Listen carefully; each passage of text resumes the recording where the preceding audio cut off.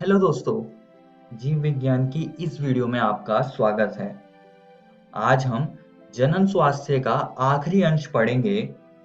पिछली वीडियो में हमने जन्म नियंत्रण के तरीके और सगर्भता का चिकित्सीय समापन के बारे में पढ़ा था। इस वीडियो में हम यौन संचारित संक्रमण और बंध्यता को समझेंगे। तो चलिए यौन संचारित संक्रमण से शुरू करते हैं और जानते हैं कि ये होते क्या हैं। रोग या संक्रमण जो मैथुन द्वारा संचारित होते हैं, उन्हें सामूहिक तौर पर यौन संचारित संक्रमण एसटीआई या रतिज रोग यानी कि वीडी अथवा जनन मार्ग संक्रमण यानी कि आरटीआई कहा जाता है। अब दोस्तों यौन संचारित संक्रमण यौन संचारित रोग यानी कि एसटीडी में बदल जाते हैं। तो यहाँ पर हम कुछ रोगों के बारे में थोड़ा सा पढ़ेंगे। सबसे पहला रोग है हेपेटाइटिस बी, जिसे हम यकृत शोथ बी भी कहते हैं। ये हेपेटाइटिस बी विषाणु के कारण होता है और ये विषाणु यकृत पर आक्रमण करता है। तो ये चीज आप सभी को याद रखनी है। अगला रोग है एड्स। एड्स की फुल फॉर्म है एक्वायर्ड इम्यूनो डेफिशिएंसी सिंड्रोम और ये बीमारी HIV यानी कि ह्यूमन इम्यूनो डेफिशिएंसी वायरस से होती है। अगर आप साथ वाला चित्र देखें तो इसमें हरे रंग से HIV विषाणु को दिखाया हुआ है। अगर कोई व्यक्ति इस बीमारी से ग्रसित है तो उसकी प्रतिरक्षा प्रणाली बहुत ही कमजोर हो जाती है। आइए दोस्तों अगली बीमारी की तरफ चलते हैं जो कि है क्लेमाइडिया। ये रोग एक बैक्टीरिया से होता है जिसका नाम है क्लेमाइडिया ट्रैकोमेटिस। इस बीमारी के बहुत सारे लक्षण होते हैं, जिनमें से एक अहम लक्षण यह है कि मूत्र त्याग करते समय दर्द होता है। अगली बीमारी है सिफिलिस। इस बीमारी में शरीर पर रैशेस हो जाते हैं, जैसे कि आप इस चित्र में देख सकते हैं। और ये बीमारी भी एक बैक्टीरिया से होती है जिसका नाम है ट्रेपोनिमा पैलिडियम।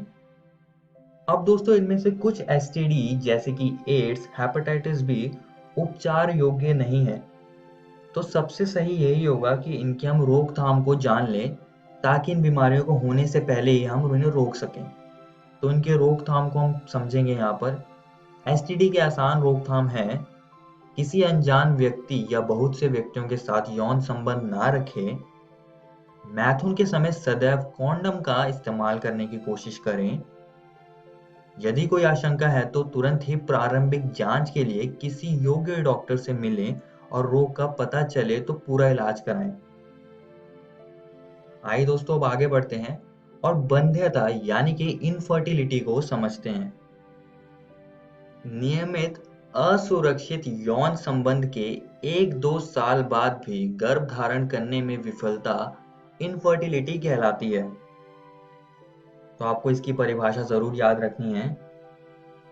अब दोस्तों कुछ दंपति जो कि संतान पैदा नहीं कर सकते, उनकी हम मदद कर सकते हैं इन सहायक जनन प्रौद्योगिकियों से, जिसे हम ART भी कहते हैं, जिससे कि वे संतान पैदा कर सकें। अब इनको समझते हैं।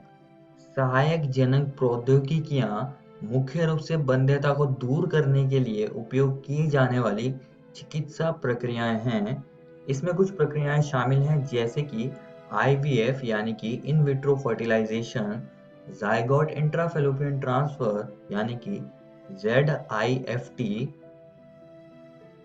फैलोपी नलिका में स्थानांतरण यानी कि GIFT, कृत्रिम वीर्य सेचन और अंतःकोशिकीय शुक्राणु निक्षेपण यानी कि ICSI।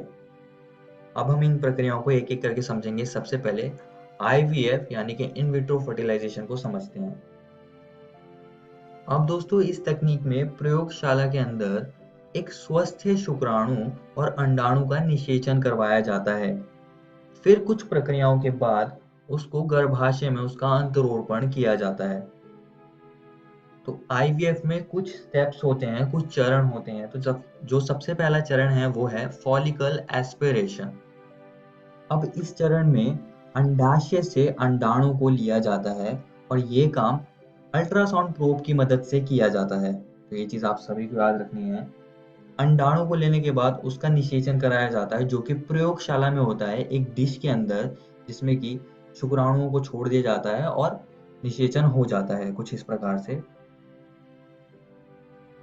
और कुछ समय बाद जो भ्रूण होता है उसको हम गर्भाशय के अंदर वापस स्थानांतरित कर देते हैं, जिसको हम भ्रूण स्थानांतरण कहते हैं। आइए दोस्तों अब आगे बढ़ते हैं और अगली प्रक्रिया अंतःकोशिकीय शुक्राणु निक्षेपण को समझते हैं। अब इसमें भी वही मोटिव होता है कि हमको निषेचन करवाना होता है किसी हेल्दी शुक्राणु और एक अंडाणु के बीच में, और ये सारा एक डिश में होता है। पर यहाँ पर एक सुई की मदद से ये किया जाता है, जिसमें कि एक अकेले शुक्राणु को अंडाणु के अंदर छोड़ दिया जाता है निषेचन करने के लिए। और ये प्रक्रिया तब सबसे ज़्यादा काम आती है, या तब सबसे ज़्यादा इस्तेमाल की जाती है जब शुक्राणुओं की क्वांटिटी और क्वालिटी कम होती है। आइए दोस्तों अब अगली प्रक्रिया की ओर चलते हैं, जो कि है फैलोपी नलिका में स्थानांतरण। अब इसको समझते हैं। एक अन्य महिला के फैलोपियन ट्यूब में एक दाता से एकत्रित अंडाणु का स्थानांतरण, जो कि उत्पादन नहीं कर सकती है लेकिन निषेचन और आगे के विकास के लिए एक उपयुक्त वातावरण प्रदान कर सकती है। अगली प्रक्रिया है zygote intrafallopian transfer. In vitro निषेचन के बाद युग्मनज को फैलोपियन ट्यूब में रखा जाता है, जिसे जाइगोट इंट्राफैलोपियन ट्रांसफर के रूप में जाना जाता है। भ्रूण जब 8 ब्लास्टोमियर से अधिक का होता है तो उसे परिवर्धन हेतु गर्भाशय में स्थानांतरित कर दिया जाता है। इसे इंट्रायूट्राइन ट्रांसफर कहते हैं। तो ये चीज आप सभी को याद रखनी है। आइए अब अगली प्रक्रिया की ओर चलते हैं, जो कि है कृत्रिम वीर्यसेचन। इस तकनीक में पति या स्वस्थ दाता से शुक्र लेकर कृत्रिम रूप से या तो स्त्री की योनि में अथवा उसके गर्भाशय में प्रविष्ट किया जाता है। इसे अंतःगर्भाशय वीर्यसेचन यानी कि IUI कहते हैं। यहाँ पर दोस्तों आपका अध्याय जनन स्वास्थ्य खत्म होता है। इस वीडियो में हमने यौन संचारित संक्रमणों के बारे में पढ़ा और हमने साथ ही में यौन संचारित रोगों को भी समझा। और दोस्तों हमने ART को भी समझा। और दोस्तों मैं आप सभी को एक और बात बताना चाहता हूँ कि आज हमने आपकी NCERT किताब के ये 2 टॉपिक्स को खत्म कर लिया है। आप इनको जरूर घर से किताब से पढ़कर आइएगा। अगली वीडियो में हम प्रैक्टिस क्वेश्चंस का वीडियो देखेंगे, जिसमें कि हम जानेंगे कि इस अध्याय से किस प्रकार के प्रश्न आपसे परीक्षा में पूछे जा सकते हैं।